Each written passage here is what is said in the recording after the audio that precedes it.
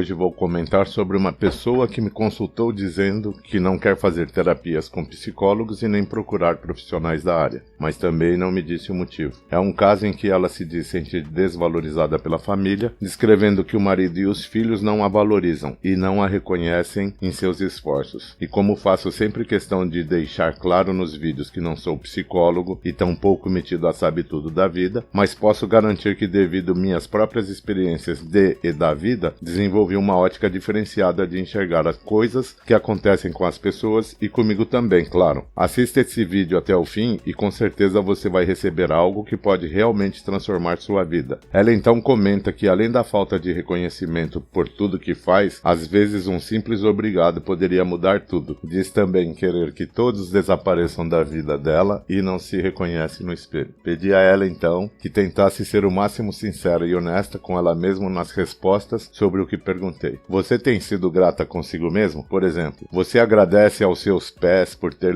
te levado onde seus olhos viram algo bonito e que te fez desejar tocar? Você agradece aos seus olhos por terem visto algo especial para que suas mãos pudessem tocar? Você tem agradecido às suas mãos por terem feito você sentir o toque daquilo que desejou? E ela me disse que nunca, e que isso parecia coisa de louco, mas que se analisasse mais atentamente, faria um certo sentido. Então disse que se ela mesma não consegue agradecer e reconhecer tudo que é capaz de fazer para satisfazê-la, como esperar que a gratidão parta de terceiros? Mas também lancei a ela aquela velha máxima que sempre dizem: nunca devemos fazer nada de coração a outrem esperando algo em troca. Está gostando até aqui? Ainda tem mais da história dela. Peço que já deixe o seu like e compartilhe esse vídeo com amigos, porque se você não se identifica com a história dela, sei que você conhece alguém que passa por isso, e você pode muito ajudar essa pessoa.